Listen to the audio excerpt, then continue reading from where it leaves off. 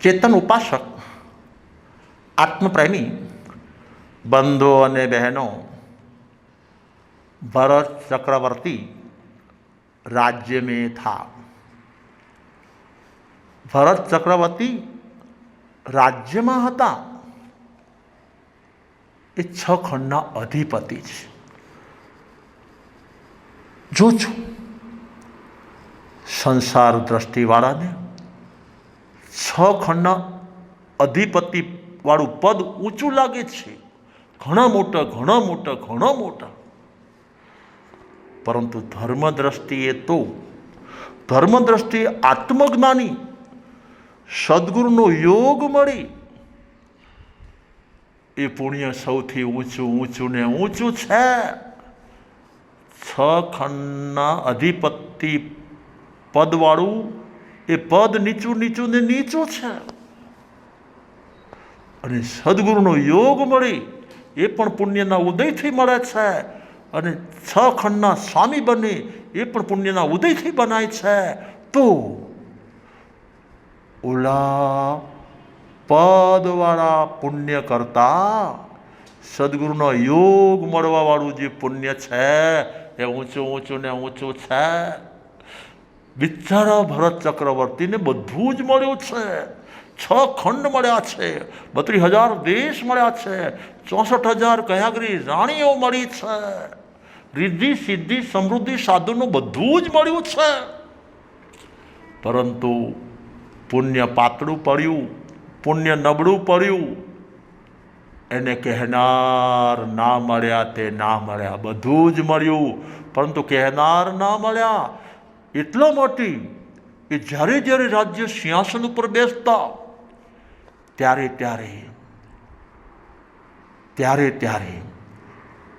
जो कार चपाटा देता है, चेत भरतेश्वर राया चेत कार चपाटा देता है। आवा कहनार पगारदारीने राखवा पड्या छे। त्यारे याद करो खंदक सन्यासीनी संन्यास अवस्थामां छे, વર્ષોથી સંન્યાસપણું જેને સ્વીકાર્યું છે, પુણ્ય અર્જન કર્યું છે, આજે પુણ્ય ઉદયમાં આવ્યું છે। ગૌતમ સ્વામી જેવા સદગુરુદેવનો ભેટો થઈ ગયો છે। ભગવતી સૂત્ર 1લું શતક અને 1લા ઉદ્દેશમાં વાત આવે છે કે કહેનાર કહે અને કરનાર કરે એનું કલ્યાણ 100% નિશ્ચિત છે। એનું કલ્યાણ 100% નિશ્ચિત છે। ભરત ચક્રવર્તીને ઘણું કરવું છે, ઘણું કરવું છે, ઘણું કરવું છે, પરંતુ ખાટલી જ મોટી ખોટ છે। એને કહેનાર ન મળ્યા, માટે પગારદાર રાખવા પડ્યા। ત્યારે ખંદક સંન્યાસીજીને આજે ગુરુ ગૌતમ મળી ગયા છે। સંન્યાસ અવસ્થાને બદલીને આજે સાધુ અવસ્થા સ્વીકારી લીધી છે। કહમ ચરે કહમ ચિઠ્ઠે કહમ આસે કહમ સય કહમ ભુંજંતો ભાષંતો પાવકમમ ન બંધઈ ન બંધઈ ન બંધઈ।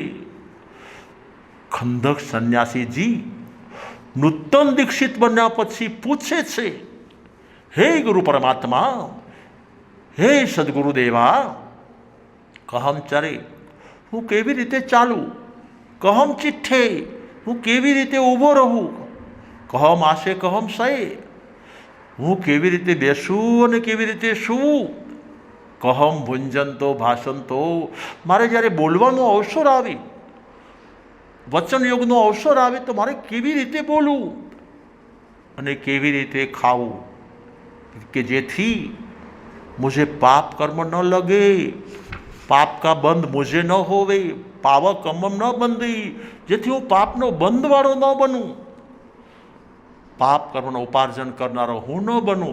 हे परमात्मा मने शिखा दो शिखा दो शिखा दो। ज्यां गुरु परमात्माए नव दीक्षित खंदक ऋषिजीनी ज्यां नम्रता जोई छे, એ જ સમયે ગુરુ પરમાત્માએ ફરમાવ્યું છે, જયમ ચરે જયમ ચિઠે જયમ આસે જયમ સય જયમ ભુંજંતો ભાષંતો પાવકમમ ન બંધઈ. દ્રવ્યથી જતના અને ભાવથી જતના. હાલતા ચાલતા ઉઠતા બેસતા ખાતા પીતા સૂતા જાગતા. દ્રવ્યથી પણ જતના અને ભાવથી પણ જતના. ભિન્નતાના ભાનવાળી અંદરની જતના છે. ભિન્નતાના ભાન સહિતની અંદરની જતના છે. ઉદયનો કરતા હરતા સમાહરતા હું નથી. યોગના સંચારનો કરતા હરતા સમાહરતા હું નથી. યોગનો સંચાર ભૂતકાળમાં આપણે બધા જે રીલ પાડીને આવ્યા છીએ એ પ્રમાણે બનવાનું ને બનવાનું છે. તો યોગના સંચારને શુભમાં રાખવું છે એ દ્રવ્ય જતના છે. પછી વિચારનો યોગ હોય તો પણ ભલે, ઉચ્ચારનો યોગ હોય તો પણ ભલે, અને આચારનો યોગ હોય તો પણ ભલે. તો એમાં દ્રવ્ય જતના છે. અને ભાવ જતના, જોજો અંદરની ક્રિયા જુદી હોય છે અને બહારની ક્રિયા પણ જુદી હોય છે. અંદરની ક્રિયા જ્ઞાનાદિની ક્રિયાઓ હોય છે અને બહારની ક્રિયા યોગની ક્રિયાઓ હોય છે. ભરત ચક્રવર્તી રાજ્ય પદ ઉપર આવ્યા પહેલા યુવરાજ પદે પણ હતા, ચક્રવર્તી પદે પણ આવ્યા. એવી રીતે 16મા 17મા અને 18મા જે તીર્થંકર પરમાત્મા એ પણ સંસાર અવસ્થાની અંદર જો જ્યારે જન્મ થયો ત્યારે એની બાલ્ય અવસ્થા હતી, કુમાર અવસ્થા આવી, યુવા અવસ્થા આવી, યુવરાજ પદ આવ્યું અને છેવટે બધાને ચક્રવર્તી પદ પણ આવ્યું છે. પરંતુ એ બધી યોગની બહારની ક્રિયા છે, બહારની ક્રિયા છે, બહારની ક્રિયા છે. પરંતુ અંદરની જે ક્રિયા છે, અંદરની ક્રિયા જ્ઞાની આત્માને અંદરની ક્રિયા જ્ઞાનની હોય છે, અજ્ઞાની જીવાત્માને અંદરની ક્રિયા અજ્ઞાનની હોય છે, જ્ઞાનની નહીં અજ્ઞાનની હોય છે. એટલે અજ્ઞાની જીવાત્મા બાહ્ય ક્રિયામાં ઓતપ્રોત થઈ જાય છે. ત્યારે જ્ઞાની જીવાત્મા બહારની ક્રિયા કરવા છતાં પણ અંદરની ક્રિયાનો જાણકાર હોવાના કારણે સદા માટે અલગ અલગ ને અલગ રહેતો હોય છે. આત્માનું જ્ઞાન પ્રાપ્ત કરવાને માટે સદગુરુનો યોગ અને સદશાસ્ત્ર 100% નિમિત્તરૂપ છે. પરંતુ મુझे સદગુરુ મિલ ગયા, મુझे સદગુરુ મિલ ગયા, મુझे સદગુરુ મિલ ગયા માત્ર બોલ બોલ કરવાથી સદગુરુ ફરતા નથી.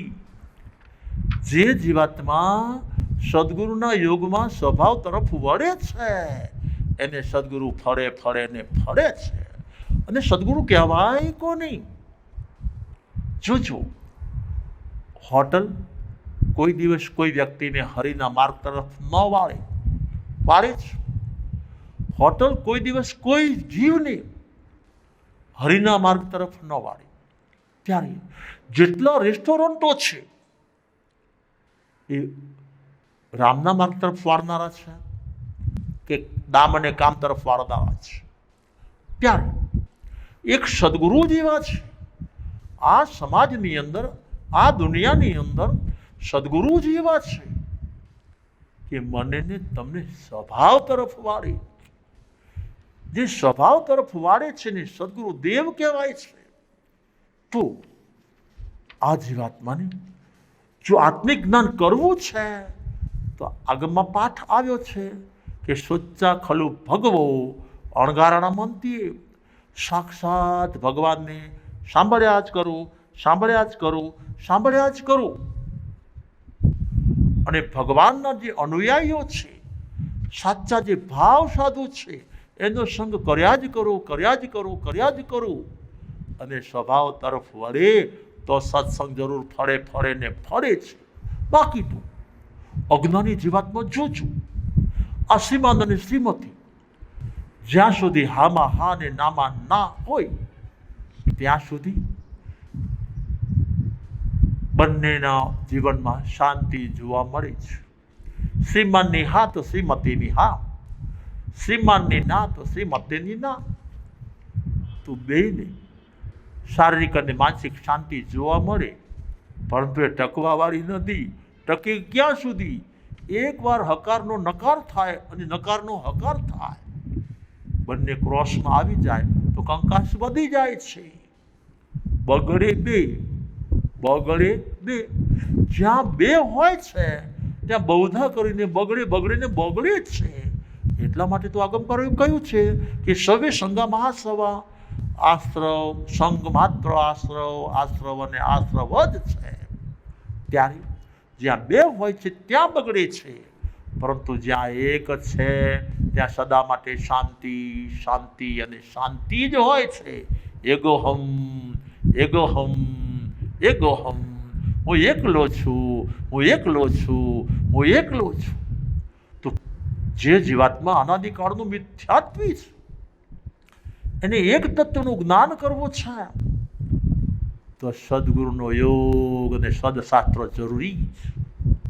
અને જે જીવાત્મા પરિવાય સંકિતી છે, એને આગમકારો લખે છે કે આ સંસારની અંદર જીવ દ્રવ્ય યા જળ દ્રવ્યો જેટલા છે એમાંથી કોઈને કોઈ એનો જ્ઞાનનો દીપ જલાવવા માટે નિમિત્ત બની શકે છે. નમી રાજર્ષિ પરિવાય હતા તો કંગનના માધ્યમે એનું કલ્યાણ થઈ ગયું છે. કંગનના માધ્યમે નમી રાજર્ષિ કલ્યાણના માર્ગે આવી ગયા છે. ઓલા ભરત ચક્રવર્તી પરિવાય સંકિતી હતા તો અરીસા ભુવનમાં પહોંચેલા છે અને આત્મજ્ઞાન લઈને બહાર આવ્યા છે. આવ્યા કે નહીં આવ્યા? એ જ રીતે અનાથી કુમારજી એ પણ અનાદિકાળના મિથ્યાત્વી નથી, પરિવાય જીવાત્મા છે. એ જીવાત્માને જે ઔલમે અચ્છિવેણા, આંખની વેદનાએ વિતરાગના માર્ગ તરફ લઈ ગઈ છે. આંખની વેદનાએ એ અંતરના જ્ઞાનને પામી ગયા છે. તો જે જીવાત્મા પરિવાય છે એને ચોર પણ ચેતનનું જ્ઞાન આપનારા સમુદ્રપાલ મુનિને બની શકે છે. પરંતુ જે જીવાત્મા અનાદિકાળનું મિથ્યાત્વી આત્મા છે એ જીવાત્માને તો સદગુરુનો યોગ એ જ કાર્યકારી છે. તો છો બહારની ક્રિયા એ બહારની ક્રિયા છે અને અંદરની ક્રિયા એ અંદરની ક્રિયા છે.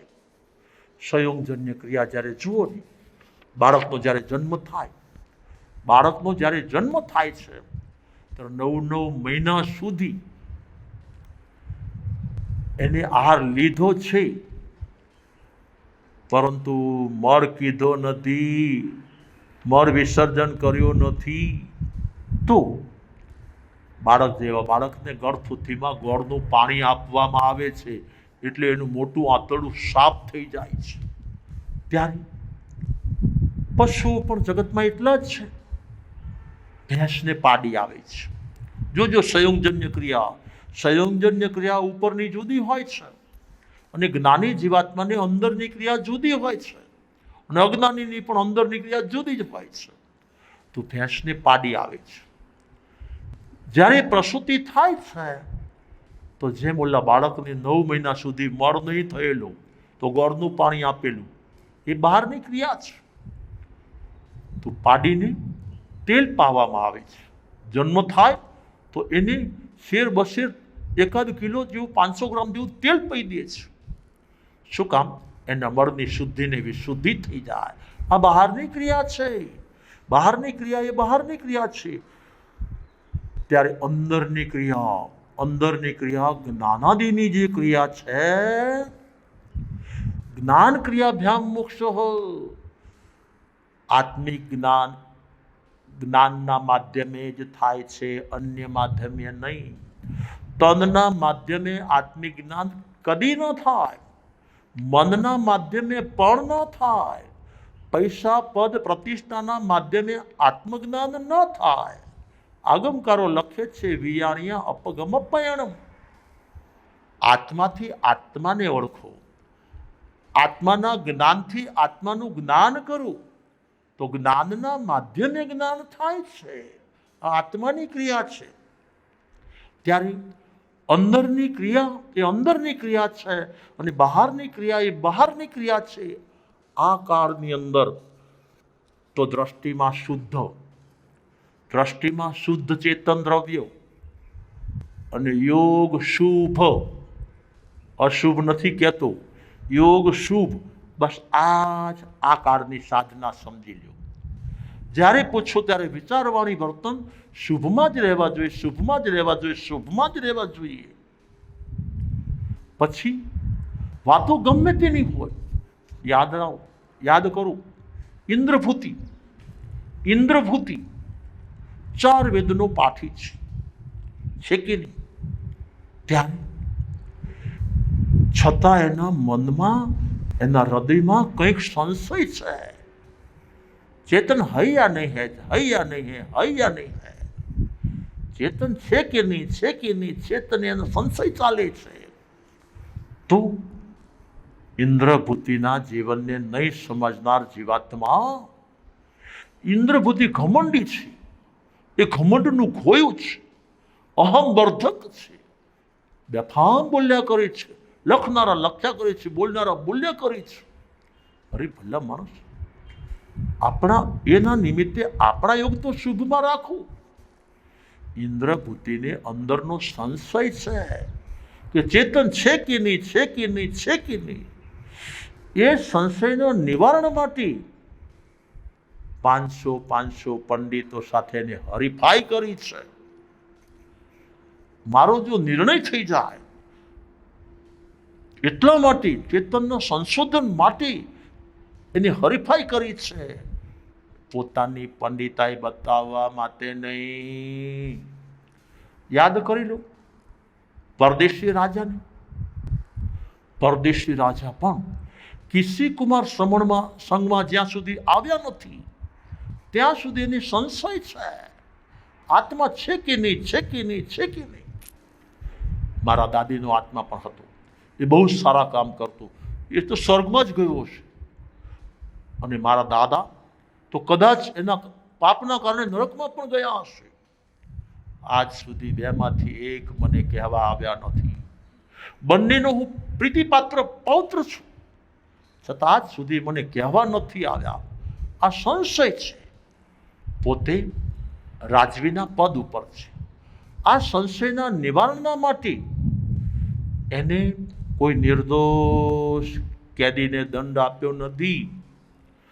જે કેદી દોષિત છે, દોષિતને દોષના કારણે દંડ મળ્યો છે. હવે જેને દંડ મળ્યો છે એનું તો સ્વાભાવિક જ છે કે જે પ્રકારનો દંડ હશે એ પ્રકારની શિક્ષા તો થવાની જ છે. તો જેને ફાંસીનો દંડ મળ્યો છે એને ફાંસી તો મળવાની જ છે. એને ફાંસી આપતા પહેલા વિવિધ પ્રકારના પ્રયોગો એના ઉપર કર્યા છે. એને રીબાવવા માટે નહીં, એને ત્રાસ આપવા માટે નહીં, એને દુઃખ આપવા માટે નહીં, ઉશ્કેરાટને આવેશના માધ્યમે નહીં, પરંતુ આત્મા છે કે કેમ, આત્મા છે કે કેમ, આત્મા છે કે કેમ એ જોવા જાણવા અનુભવવા માટે એને વિવિધ પ્રયોગો કર્યા છે. ત્યારે એ રીતે ઇન્દ્રભૂતિએ પણ 500 પંડિતો સાથે ચેતન વિષયક પોતાનો સંશય મિટાવવા માટે હરીફાઈમાં ઉતર્યા છે. હરીફાઈમાં 500 પંડિતો હારી ગયા છે, તો એનો શિષ્ય બની ગયા છે. ત્યારે પરમાત્મા મહાવીર જ્યારે મળ્યા છે અને ચેતન વિષયનો સંશય સાફ થઈ ગયો છે, ત્યાર પછી ઇન્દ્રભૂતિ જે ગૌતમ સ્વામીએ કોઈ દિવસ કોઈની સાથે હરીફાઈમાં ઉતર્યા છે. જ્ઞાની કોઈ દી હરીફાઈમાં ઉતરતો નથી, અને હરીફાઈમાં ઉતરે એ જ્ઞાની હોય પણ ન શકે. ઓલી બાજુ પરદેશી રાજા કેસી કુમાર શ્રમણના સંઘમાં આવ્યા પછી આત્મ વિષયનો સંશય એનો ટળી ગયો છે. આત્મ વિષયનો સંશય એનો ખતમ થઈ ગયો છે. પછી રાજાના પદ પર હોવા છતાં કોઈ દિવસ કોઈ અપરાધીને દંડની અંદર એને કોઈ પ્રયોગ કર્યા નથી. આ શું સૂચવે છે? કે એ જીવાત્મા સંશય નિવારણ માટે આ બધું કરતા હતા, કોઈને ત્રાસ આપવા, હેરાન કરવા, પરેશાન કરવા માટે નહીં. તો આ આપણો શુભ યોગ છે ભાઈ. સવડી વિચારધારા ચલાવવી એ આપણો શુભ યોગ છે. તો આ કાળની અંદર સાધના હોય ને તો દ્રષ્ટિમાં શુદ્ધ ચેતન, શુદ્ધાત્મા હું, શુદ્ધાત્મા, શુદ્ધાત્મા બંને પરમાત્મા.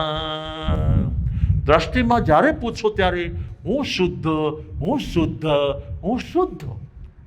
અને યોગ સવારે, બપોરે, સાંજે, રાત્રે, સુતાયા જાગતા. સાચા સાધકનો યોગ ક્યારેય અશુભને ભજતો નથી.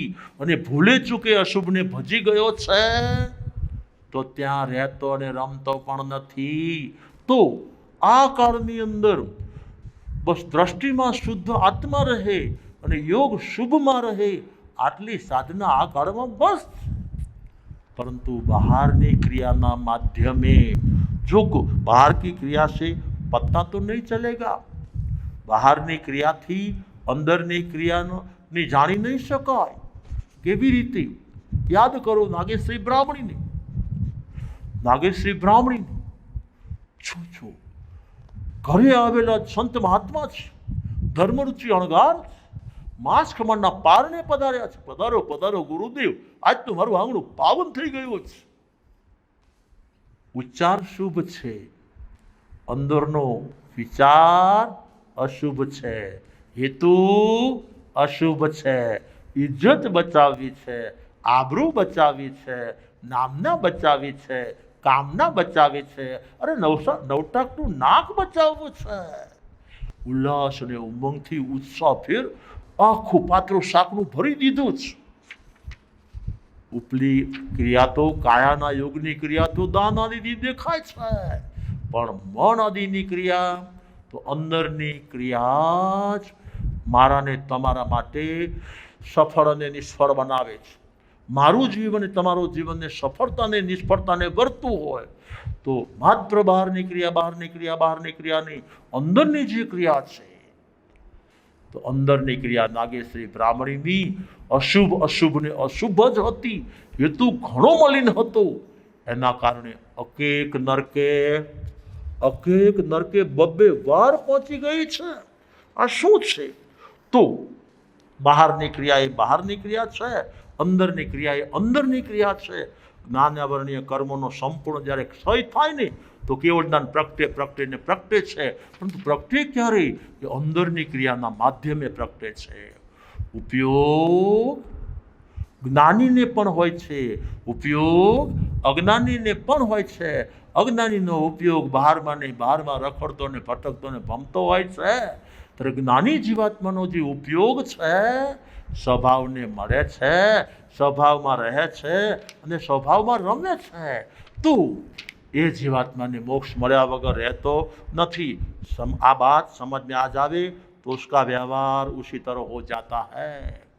आ असली बात जो समझ में આવી જાય તો દરેકનો વ્યવહાર સુધર્યા વગર રહી જ ન શકી. જ્ઞાની પણ ખાય છે, અજ્ઞાની પણ ખાય છે. ખાવાની ક્રિયા તો બંને કરે છે. તો ખાવાની ક્રિયા એ બહારની ક્રિયા છે, ખાવાની ક્રિયા એ બહારની ક્રિયા છે, ખાવાની ક્રિયા દેહની ક્રિયા છે. અજ્ઞાની જીવાત્મા એમાં ઓતપ્રોત થઈ જાય છે, એક મેક બની જાય છે. હાસ સારામાં સારું મળ્યું, ઊંચામાં ઊંચું મળ્યું, હવાયું મળ્યું છે. પેટ પારકું ખરીને ખાય છે, દાબીને ખાય છે, રસપૂર્વક ખાય છે, વૃદ્ધિ રાખીને ખાય છે, આસક્તિ રાખીને. આ અજ્ઞાનીની અંદરની ક્રિયા છે. ત્યારે જ્ઞાની જીવાત્મા પણ ખાય છે. એ સમજે છે કે દાળ ભાત શાક રોટલી એ તનનો ખોરાક છે. તનની સીમા છે તો એના ખોરાકની પણ સીમા છે. એમાં આત્મા સુધી એક કણિયો પહોંચતો નથી. પરંતુ આત્મ સ્વભાવની ઉપાસના કરવી છે. એમાં દેહરૂપી મોટર નિમિત્ત છે. તો વર્તમાન કાળે પેટ્રોલ ભરવું જરૂરી છે. તો ઉદાસીન ભાવે પેટ્રોલ ભરી લે છે. એમાં ઉલ્લાસ ભાવ રાખતા નથી, એ અંદરની ક્રિયા છે. ઉદાસ ભાવ, પૂતગલ પ્રત્યેનો ઉદાસ ભાવ એ અંદરની ક્રિયા છે. ત્યારે જ્ઞાની આત્માનું મન શુભમાં ને શુભમાં, શુભમાં ને શુભમાં, શુભમાં ને શુભમાં છે. છતાં એનો કરતા હરતા સમાહરતા બનતો નથી. શુભ વિચાર એ મનનો ખોરાક છે. સવડો વિચાર એ મનનો ખોરાક છે. મનની પ્રસન્નતા રહે છે તો એ મનનો ખોરાક છે. મારો નહીં, નહીં ને નહીં. એ રીતે જ્ઞાની જીવાત્મા આત્માનો ખોરાક જ્ઞાન, જ્ઞાન અને જ્ઞાન છે. જો આત્માનો ખોરાક જ્ઞાન છે. જે જીવાત્મા આત્માને જ્ઞાનરૂપી ખોરાક આપતો નથી, એના માટે અટ્ટે લોહી પરિજુન્ને એનો આત્મા જીર્ણશીલ બની ગયો છે, દુઃખી થઈ ગયો છે. દાળ ભાત શાક રોટલી તનનો ખોરાક છે. એક ટંક ન આપો, લ્યો 2 ટંક ન આપો, 12 ટંક ન આપો, શું થાય છે? અણીઓ નાચે, અણીઓ કૂદે, અણીઓ નચાવી. અરે એક દિન અણીઓ નહીં મિલ્યો તો લાંબો થઈને હો જ આવે. અણીઓ નાચે, અણીઓ કૂદે. સમજી ગયા છો? તન સશક્ત રાખવું છે. આહાર ઊંચે દેહા આગમપરો પણ લખે છે.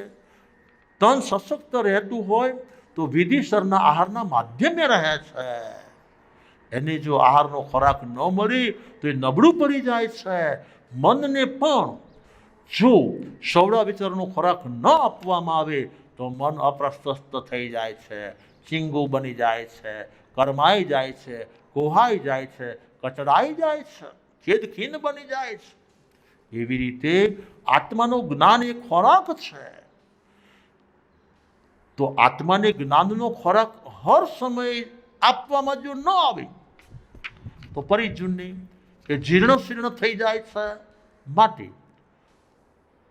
તનના સમયે તનનો ખોરાક, મનના સમયે મનનો ખોરાક, અને બાકીના હર સમયે માનવનો ભાવ મળ્યો છે, માનવનું આયુષ્ય મળ્યું છે. તો છેલ્લા શ્વાસ સુધી આત્માને આપણે બધા જ્ઞાનનો ખોરાક આપ્યા જ કરીએ, આપ્યા જ કરીએ, આપ્યા જ કરીએ. જ્ઞાનનો ખોરાક આપવો એ બાહ્ય ક્રિયા નથી, આંતરિક ક્રિયા છે. ભિન્નતાના ભાનવાળી ક્રિયા છે, સ્વભાવમાં સ્થિરતાવાળી ક્રિયા છે. ચેતનનું જ્ઞાન એ સમ્યક જ્ઞાન છે. જ્ઞાનના માધ્યમે ચેતનને જાણવાનો છે. ચેતન પ્રતીતિ એ સ્વભાવ પ્રતીતિ છે. તો પ્રતીતિ કરવી તો પણ ચેતનની, જ્ઞાન કરવું તો પણ ચેતનનું, અને ચારિત્ર સ્વભાવમાં સ્થિરતા, સ્વયંના ભાવમાં સ્વભાવની સ્થિરતા. તો સ્વભાવમાં ઉપયોગને સ્થિર બનાવવો એ અંદરનું ચારિત્ર છે. તો જે જીવાત્મા બહારની ક્રિયા સાથે અંદરની ક્રિયાનો તાલમેલ મેળવશે અને અંદરની ક્રિયામાં સમ્યક ક્રિયામાં ઓતપ્રોત બનશે, એ જીવાત્મા આ ભવ પણ સુખી, પરભવ પણ સુખી અને ભવો ભવ સુખી.